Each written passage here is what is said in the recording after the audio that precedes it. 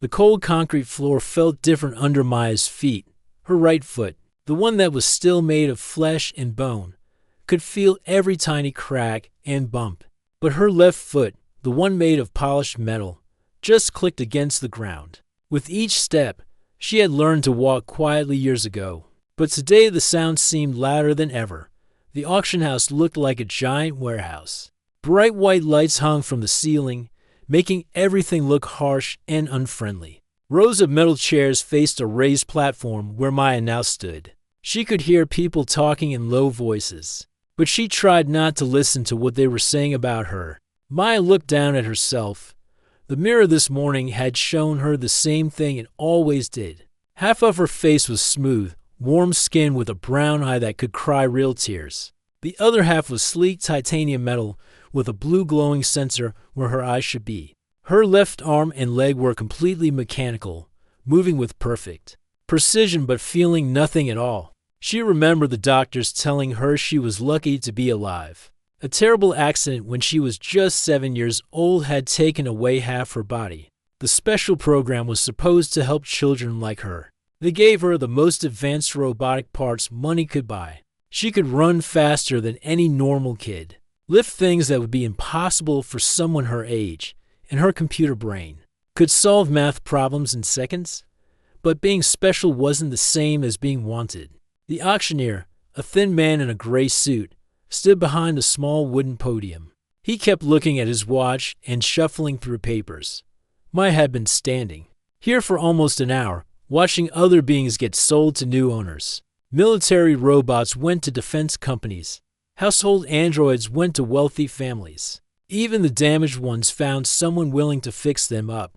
The crowd was getting smaller. Maya counted only 15 people left in the metal chairs. Most of them were men in expensive suits, tapping on their phones or talking quietly with assistants. A few looked like scientists with their white coats and serious faces. None of them looked at Maya the way they had looked at the other items being sold. She understood why. The pure robots were easy to understand. They had one job, and they did it well. The androids looked completely human, so people could pretend they were just very quiet workers. But Maya was something in between. Too human to be just a machine, but too mechanical to fit in with real people. Earlier that day, she had heard to buyers talking about her while they thought she couldn't listen. What's the point? One had said, she's not strong enough for heavy work, but she's too strange looking for customer service. And those emotions they programmed into her just make everything complicated. Maya's mechanical. I had recorded their conversation perfectly, just like it recorded everything else. She wished sometimes that she could forget things the way humans did. But her computer memory kept every hurtful word, every disgusted look, every time someone had crossed the street to avoid walking near her. The program that created her had been shut down. 3 years ago, people said it was wrong to put machines inside children.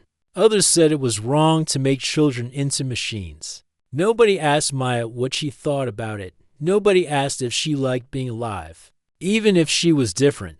The auctioneer cleared his throat loudly.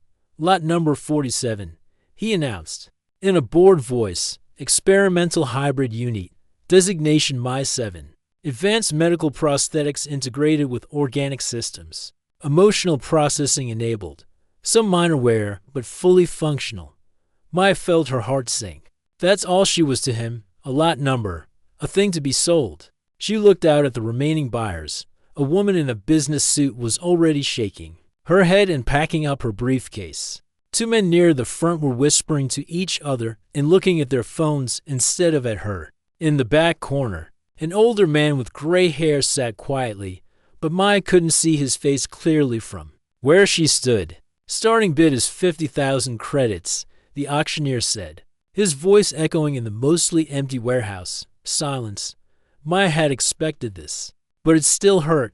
Her mechanical parts were worth more than 50,000 credits just for the materials, but apparently, when they were attached to her, they lost their value. Do I hear 50,000? The auctioneer tried again, looking hopefully at the crowd. More silence. Someone coughed. A chair squeaked as someone shifted uncomfortably. Maya closed her human eye and tried to imagine what would happen next.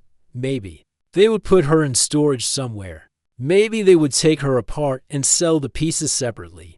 The thought made her stomach feel sick, which was strange because half of her stomach was mechanical and shouldn't be able to feel anything. She opened her eye and saw that two more people had left. Only 10 buyers remained now, and most of them were looking at their phones or gathering their things to leave. 40,000 credits. The auctioneer's voice was getting desperate now. This is a very advanced unit with unique capabilities. But Maya knew the truth. She wasn't unique in a good way. She was unique in a way that made people uncomfortable. She reminded them that the line between human and machine wasn't as clear as they wanted it to be. A businessman in the third row stood up and walked toward the exit. His footsteps echoed loudly in the quiet warehouse. Maya watched him go, wondering if she would end up like the broken android she had seen earlier, stored in dark rooms, forgotten and unwanted. The worst part wasn't being rejected. The worst part was understanding exactly why she was being rejected. Her computer brain could analyze every micro-expression on people's faces, every slight change in their body language. She could see the fear, the disgust, the confusion in their eyes when they looked at her. She was a reminder that the future was more complicated than anyone wanted it to be. She was proof that technology and humanity could be mixed together, but maybe they shouldn't be. She was a question that nobody knew how to answer. The auctioneer looked around the room one more time, his face showing his frustration. Maya could tell he wanted to move on to the next lot, to get rid of the problem she represented. She took a deep breath with her one real lung and tried to prepare herself for whatever came next. In that moment, standing alone on the platform with barely anyone left to even ignore her, Maya realized something important. She might be unwanted, but she was still here. She was still thinking, still feeling, still hoping. Whatever happened next, she would face it with both her human heart and her mechanical strength. She just wished someone, anyone, could see her the way she saw herself, not as a failed experiment, but as a girl who had survived something terrible and was still trying to find her place in the world. Dr. Chen sat in the last row of metal chairs, far from the bright lights and the noise of the auction. His withered hands rested on his knees, and his gray hair caught the harsh warehouse lighting. Unlike everyone else in the room, he wasn't there to buy anything. He was there because he couldn't sleep last night after reading about this auction. In the medical journal, he had recognized Maya's picture immediately, not because he knew her personally, but because he had followed the experimental program that saved her life. As a children's doctor who had spent 40 years fixing broken bones and healing sick kids, he knew exactly what kind of accident could destroy half a child's body. He knew because the same type of accident had taken his own daughter 15 years ago. Dr. Chen watched as people left the auction one by one. Each time someone walked away from Maya, he felt his heart break a little more. She reminded him so much of Lily, his daughter who never got the chance to try experimental treatments. By the time the new medical technology was available, it was too late for her. But it hadn't been too late for Maya.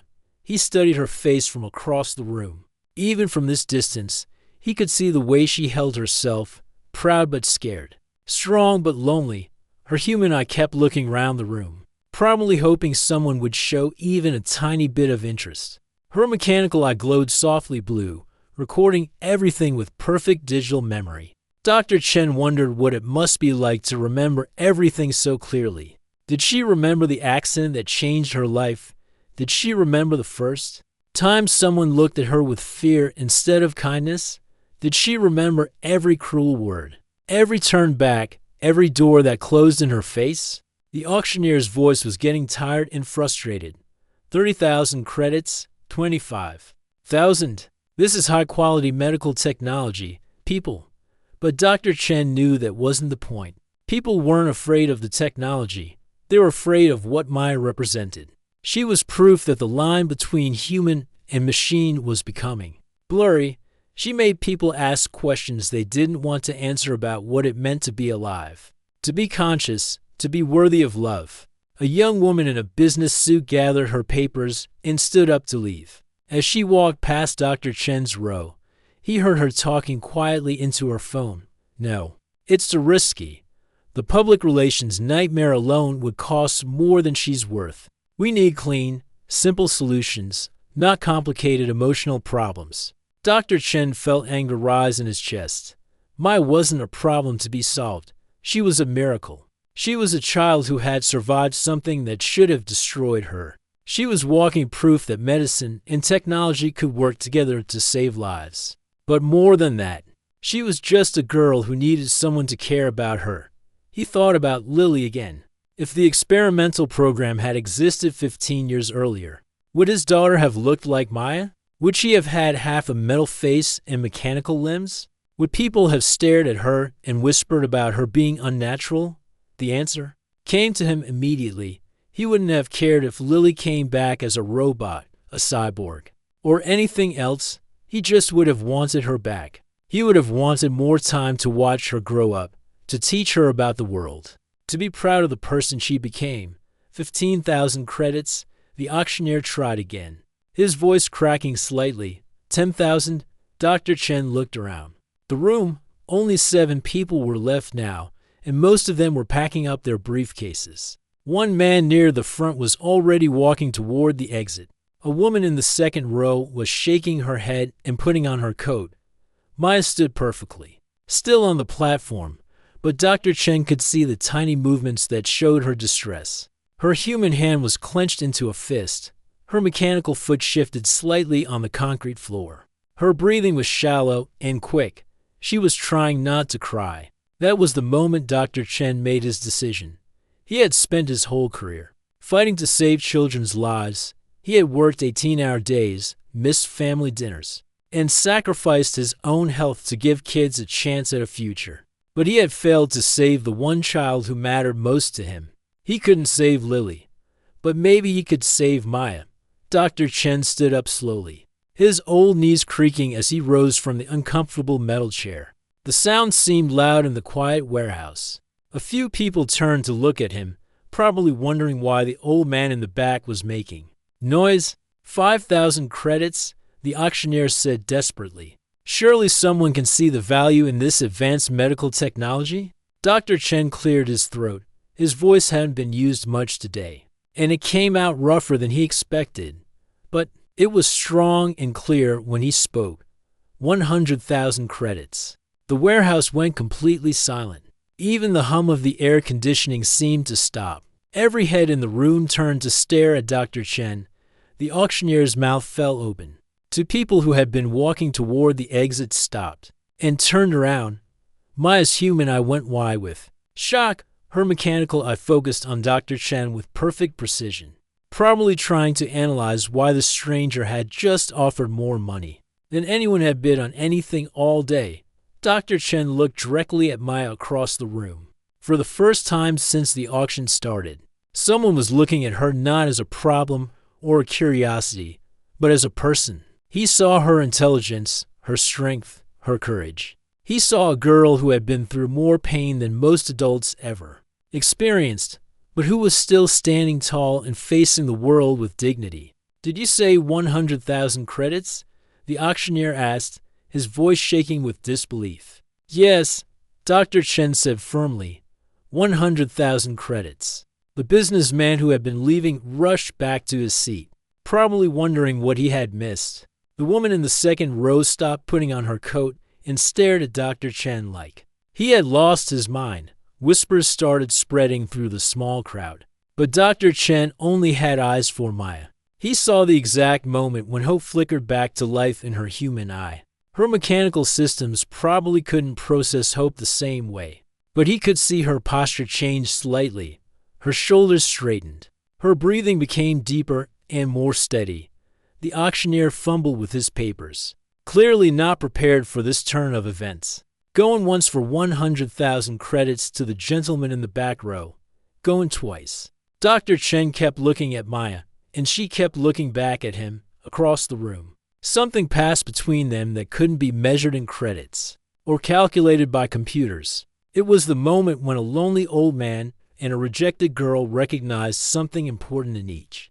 Other, sold, the auctioneer shouted, banging his wooden hammer on the podium with relief and excitement. As the sound echoed through the warehouse, Dr. Chen realized that he hadn't just bought Maya's freedom. He had bought himself a chance to be the kind of father he had always wanted to be. A chance to see technology and humanity work together instead of fighting each other.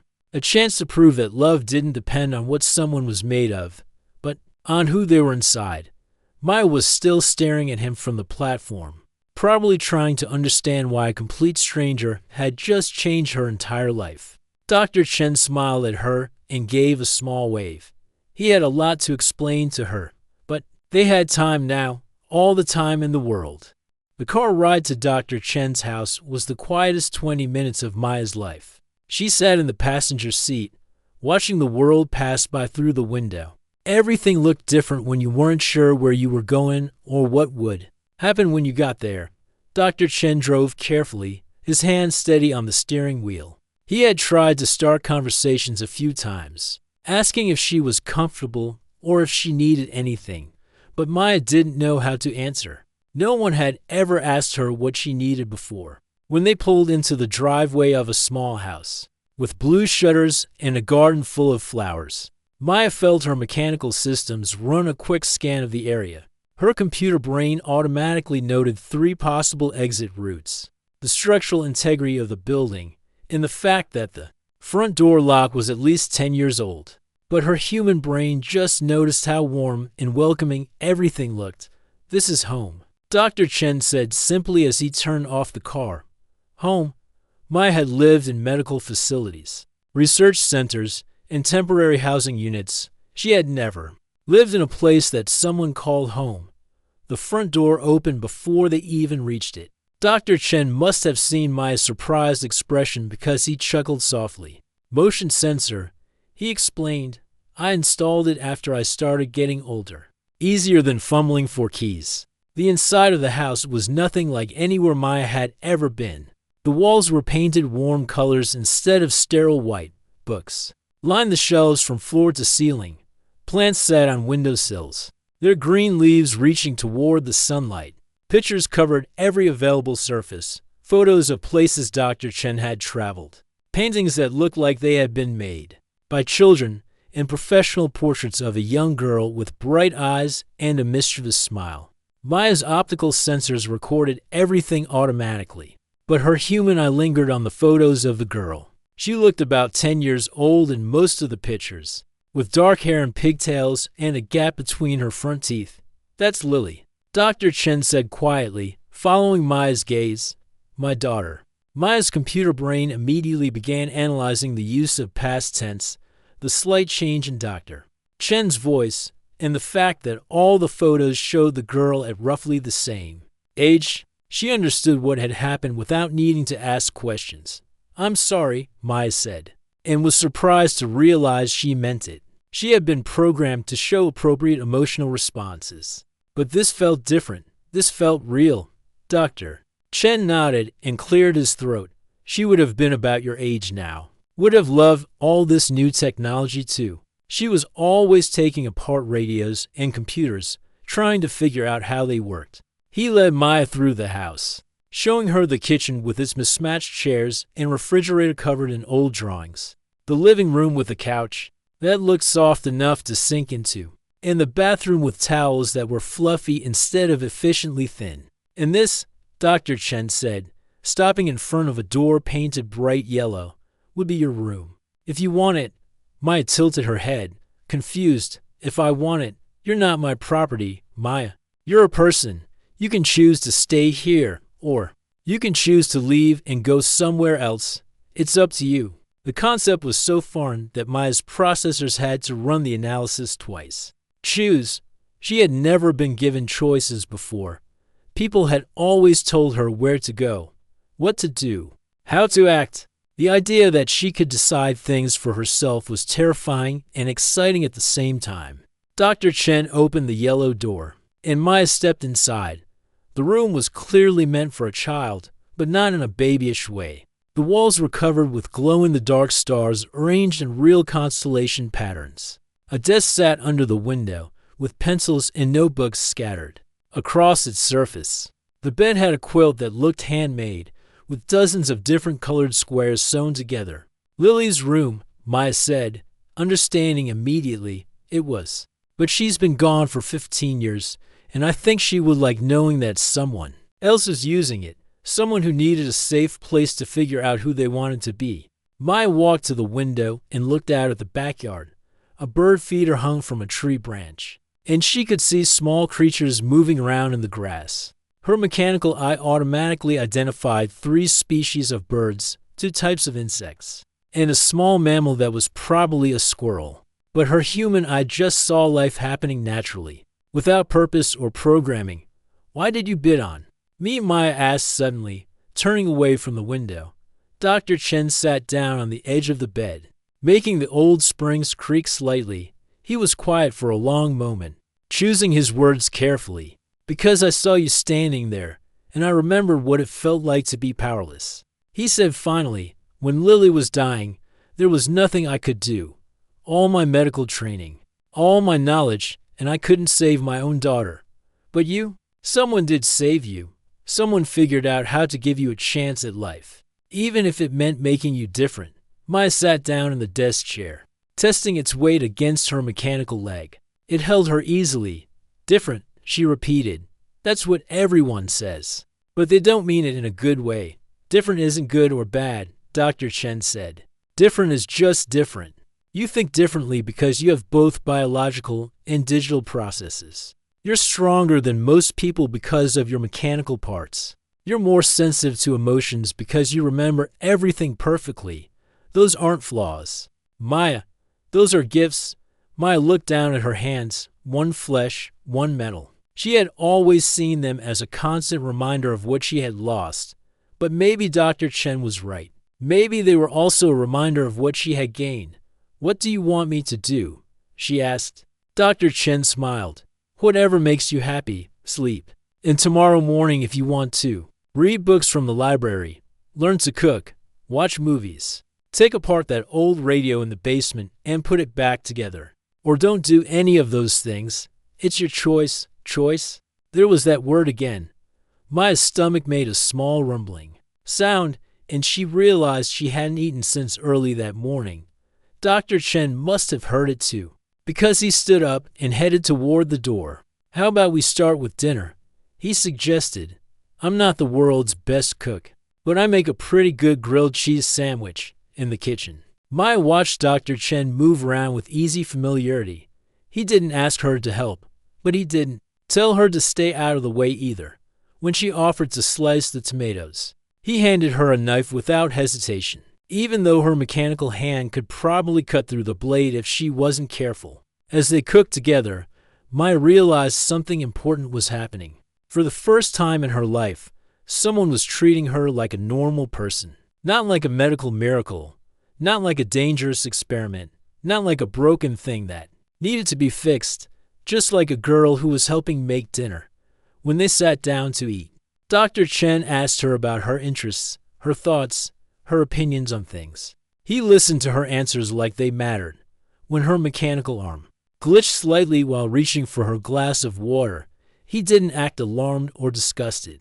He just asked if she needed help, the same way he might ask anyone who was having trouble reaching something.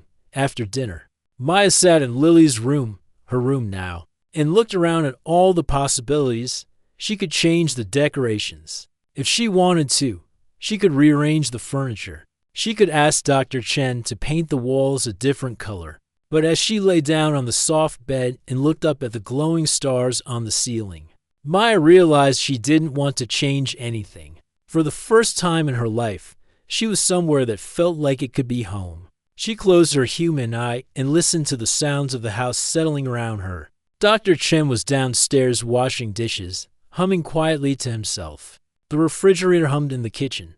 A clock ticked steadily on the wall. These weren't the efficient, sterile sounds of the facilities where she had lived before. These were the messy and perfect sounds of a real home where real people lived real lives. Maya smiled in the darkness, feeling something she had never experienced before. She felt like she belonged. 3 weeks after moving in with Dr. Chen, Maya discovered the basement. She had been living in the house for almost a month, slowly getting used to the idea that she could go anywhere she wanted without asking permission first. The basement door had always been closed, and she had never thought to ask about it until she heard strange sounds coming from downstairs one evening. The wooden steps creaked under her feet as she made her way down. Her mechanical eye automatically adjusted to the dim lighting, while her human eye took a moment to focus. What she saw made her stop halfway down the stairs. The basement was filled with the most amazing workshops she had ever seen. Workbenches lined the walls, covered with tools she recognized and many she didn't. But what caught her attention were the dozens of prosthetic arms and legs hanging from hooks on the ceiling, like some kind of mechanical garden. Dr. Chen looked up from a workbench where he was carefully adjusting something inside a small robotic hand. His face was lit by a bright desk lamp, and he had reading glasses perched on the end of his nose. "I was wondering when you'd find this place," he said with a smile. "Come on down. I could use another pair of eyes on this project." Maya finished, walking down the stairs, her gaze moving from one incredible device to another. These weren't the expensive, high-tech prosthetics that made up half her body. These were simpler, but somehow more beautiful. Each one looked like it had been crafted with incredible care and attention to detail. "What is all this?" Maya asked, running her human finger along the edge of a workbench. "Hope," Dr. Chen said simply. "These are for kids whose families can't afford the fancy stuff. Insurance companies won't pay for the really good prosthetics, so most children end up with basic models that don't work very well and can't grow with them." Maya picked up a small prosthetic arm that looked like it was made for a child around 6 years old. Her mechanical hand could sense the weight, the balance, the quality of the materials. Her human eye could see the care that had gone into every joint and connection. "You make these yourself?" she asked. "I try to. I'm getting pretty good at the mechanical parts, but the electronics still give me trouble, and I never know if they'll actually work well for the kids until they try them." Maya set down the small arm and looked at Dr. Chen with new understanding. This was what he did with his time. This was his purpose after retiring from being a doctor. He was still trying to help children, just in a different way. "Can I help?" The words came out before Maya even realized she was thinking them. Dr. Chen looked up from his work, his eyes bright with interest. "What did you have in mind?" Maya gestured to her own mechanical arm. "I know what it's like to live with prosthetics. I know what works and what doesn't, and my computer systems can run stress tests and performance analysis that you probably can't do with regular equipment over the next few hours." Maya found herself completely absorbed in Dr. Chen's work. She tested the grip strength of artificial hands, analyzed the joint flexibility of prosthetic knees, and used her own experience to suggest improvements to the designs. The breakthrough came when Maya was examining a prosthetic arm made for a teenage boy. The family had sent measurements and specifications, but Maya could immediately see problems that wouldn't show up until the boy actually tried to use it for everyday activities. "The shoulder joint is too stiff," she explained to Dr. Chen. "He won't be able to reach above his head without the whole prosthetic shifting around. And this wrist connection will break if he tries to carry anything heavier than a few pounds." Dr. Chen frowned at the blueprint spread across his workbench. "But according to the calculations, it should work fine. Calculations don't account for real life," Maya said. "Trust me, I've lived with mechanical parts for years. The theory and the reality are very different things, working together." They redesigned the arm completely. Maya's perfect memory allowed her to recall every problem she had ever had with her own prosthetics, while Dr. Chen's medical knowledge helped them find solutions. Her mechanical precision made it possible to create parts with tolerances that would have been impossible for human hands to achieve. But the real breakthrough came when Maya suggested something that had never occurred to Dr. Chen. "What if we made them modular?" she said, holding up to different hand attachments. "Kids grow fast. Instead of replacing the whole arm every year, what if they could just swap out the parts that needed to be bigger?" Dr. Chen stared at her for a long moment, then started laughing. That's brilliant. Why didn't I think of that? Because you're thinking like an engineer, Maya said. I'm thinking like someone who had to get new prosthetics every 6 months when I was growing up. Word about their work started spreading through the medical community, faster than either of them expected. Dr. Chen had contacts at children's hospitals across the country, and soon they were getting emails from families who had heard about the affordable prosthetics. That actually worked well. The first family to visit their workshop was the Johnsons. Their 8-year-old son Alex had been born without his left hand, and they had been struggling to afford prosthetics that kept breaking or didn't fit properly. As he grew, Maya felt nervous as they arrived. She had never met a child who needed prosthetics before. She didn't know how Alex would react to seeing her half-mechanical face. But Alex surprised her completely. Instead of being scared or curious about her appearance, he was fascinated by her technical knowledge. "Does it hurt when you move your robot arm?" he asked directly. "No," Maya answered honestly. "But it took me a long time to learn how to control it properly. And sometimes I miss being able to feel things with that hand." Alex nodded seriously. "That's what I thought. The one I have now pinches sometimes, and I can't feel if I'm holding things too tight." Maya spent the afternoon working with Alex to design a prosthetic hand that would solve his specific problems. She showed him how her own mechanical systems worked, explained why certain designs were better than others, and most importantly, listened to what he needed. When the Johnson family left that evening with a perfectly fitted prosthetic that Alex could actually use comfortably, Maya felt something she had never experienced before. She felt useful, not because of what she could do with her mechanical strength or computer processing power, but because of who she was and what she had learned from her own experiences. More families started coming. A 12-year-old girl who had lost her leg in an accident, a teenage boy whose prosthetic arm couldn't keep up with his love of basketball, twin sisters who both needed leg braces but couldn't afford matching pairs. Maya became more than just Dr. Chen's assistant. She became a counselor, a friend, and proof that being different didn't mean being less valuable. Children who had felt ashamed of their prosthetics saw Maya and realized they could be proud of their mechanical parts instead. But their success was attracting attention from unexpected places. One evening, as Maya was putting away tools in the workshop, Dr. Chen came downstairs with a worried expression and an official-looking envelope in his hand. "We have a problem," he said quietly. "This is from Cyberdyne Industries. They want you back." Maya felt her blood run cold. Cyberdyne was the company that had created her prosthetics, that owned the patents on her mechanical systems. She had hoped they had forgotten about her after all these years. "What do they want?" she asked, though she was afraid she already knew the answer. Dr. Chen opened the letter and read aloud. "They claim that you contain proprietary technology and intellectual property that belongs to them. They're demanding that you return to their facility for evaluation and potential upgrade." Maya sank into a chair, her mechanical systems running diagnostics while her human mind raced with fear.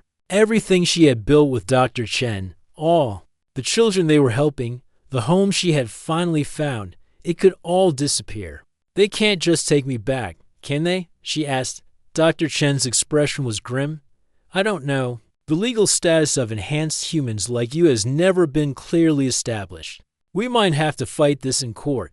Maya looked around the workshop at all the prosthetics they had built together, at the thank you cards from families taped to the walls. She thought about Alex and his new hand that let him play catch with his father. She thought about the teenage girl who could finally run again with her new leg. "Then we fight," Maya said firmly. "I'm not going back. This is my home now, and this is my work. They can't take that away from me." Dr. Chen smiled and put his hand on her shoulder, the human one, because he knew she could feel his touch there. "We'll fight together," he promised, "whatever it takes." Maya nodded, feeling scared but determined. She had finally found her purpose in life, helping other children who faced the same challenges she had overcome. She wasn't going to let anyone take that away from her, no matter how powerful they thought they were. The battle for her freedom was just beginning, but Maya was ready to face it with everything she had. both human and mechanical. The courthouse looked like a giant stone mountain rising from the city streets. Maya stood at the bottom of the wide steps, looking up at the massive columns and feeling smaller than she ever had in her life. People in expensive suits hurried past her, briefcases in hand, talking rapidly into their phones about cases and legal strategies she didn't understand. 6 months had passed since Cyberdyne Industries first demanded her return. 6 months of legal meetings, paperwork, and sleepless nights wondering if she would be forced to leave the only real home she had ever known. Now, finally, her case was going to trial. Dr. Chen stood beside her, his hand resting gently on her human shoulder. He looked older than when they had first met, the stress of the legal battle showing in the new lines around his eyes, but his voice was steady when he spoke. "Remember what we practiced," he said quietly. "Just tell the truth. Tell them who you are, not what they think you are." Maya nodded, though her stomach felt like it was full of mechanical butterflies. Her lawyer, Ms. Rodriguez, approached them with a confident smile that Maya hoped wasn't just for show. "Ready?" Ms. Rodriguez asked. "The media attention has been intense, but that might work in our favor. Public opinion is definitely on your side." Maya looked around at the news crews setting up their cameras and the reporters practicing their opening statements. Signs had appeared in the crowd, some supporting her right to freedom, others demanding that dangerous technology be properly controlled. She tried not to think about how many people around the world were watching this case, waiting to see if someone like her could be considered a real person under the law. Inside the courtroom, Maya took her seat at the defendant's table and tried to stay calm. Across the aisle, Cyberdyne's legal team looked like an army of identical suits, all carrying thick folders and expensive briefcases. Their lead attorney was a sharp-faced woman who kept looking at Maya, like she was studying a broken machine that needed to be recalled. The judge entered, and everyone stood. Judge Martinez was a middle-aged woman with kind eyes but a stern expression. Maya had read everything she could find about her online. Judge Martinez had a reputation for being fair but strict, and she had never dealt with a case like this before. "This is a highly unusual case," Judge Martinez began after everyone was seated. "We are here to determine the legal status of the defendant, who goes by the name Maya. The plaintiff, Cyberdyne Industries, claims ownership based on proprietary technology. The defendant claims personhood and the right to self-determination." Cyberdyne's lawyer stood up first. She was tall and intimidating, speaking in a cold, professional voice that made Maya's skin crawl. "Your Honor, this is fundamentally a property dispute," the lawyer said. "The defendant contains millions of dollars worth of patented technology belonging to my client. The experimental medical devices that comprise 50% of her body are trade secrets. That took years and enormous investment to develop."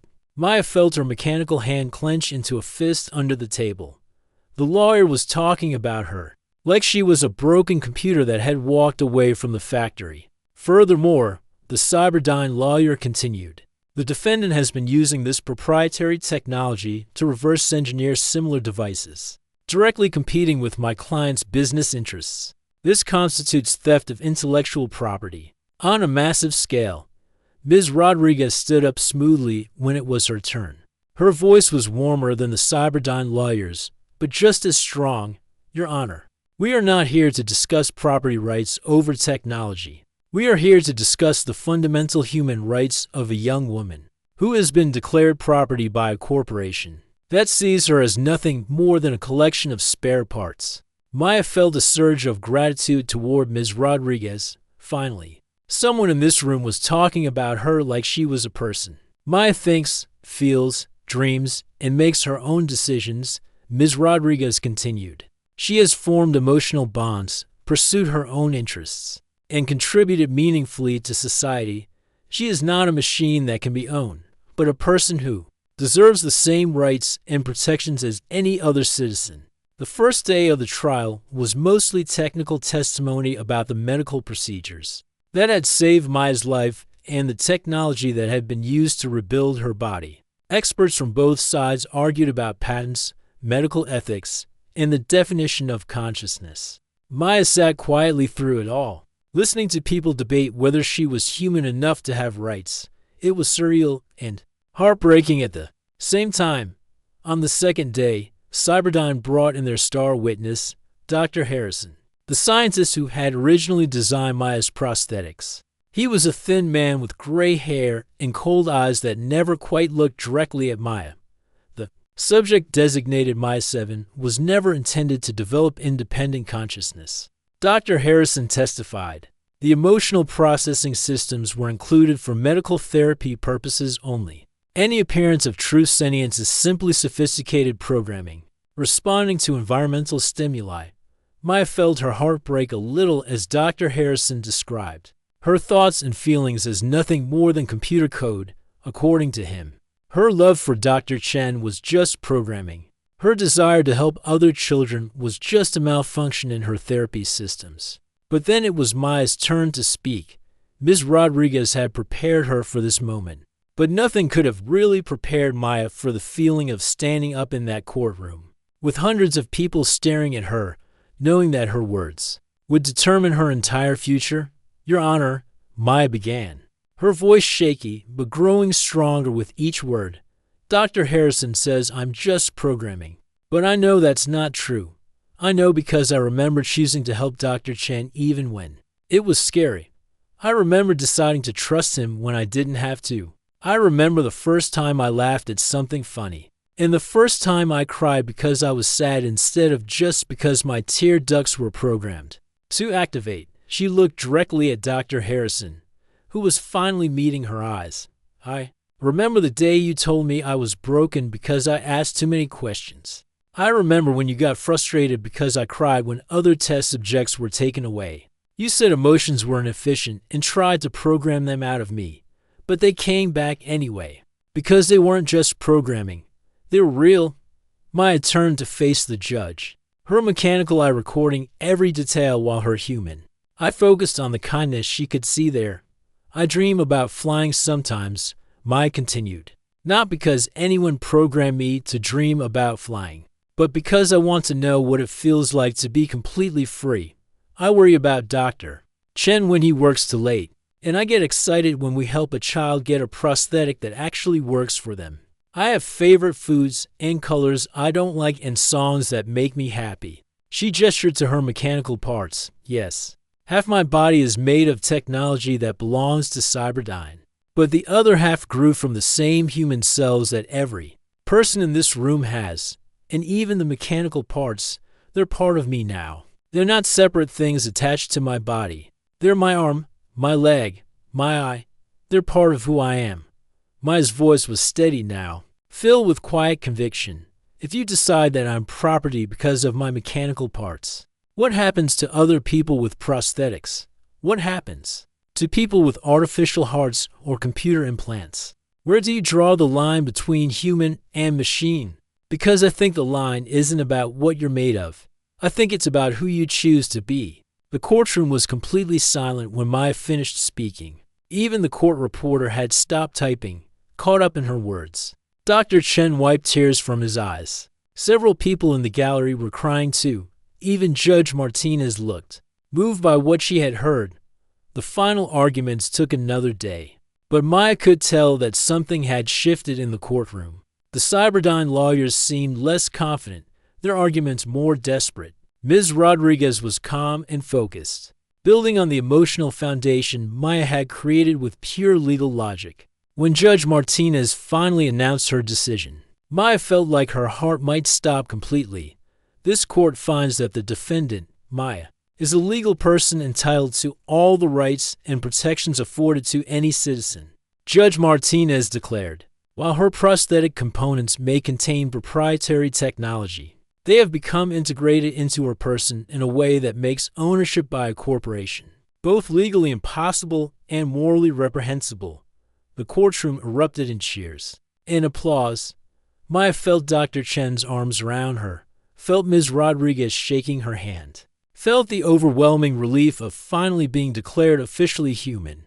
But Judge Martinez wasn't finished. Furthermore, she continued when the room quieted down. This court strongly recommends that Congress address the legal status of enhanced humans through comprehensive legislation. Cases like this will become more common as medical technology advances, and we need clear laws that protect the rights of all persons, regardless of their biological or technological composition. 3 years later, Maya stood in the same courthouse, but this time she was there by choice. She was testifying before a congressional committee about the Enhanced Human Rights Act, legislation that had grown directly out of her case. The Chen Maya Foundation had helped over 2,000 children get affordable prosthetics,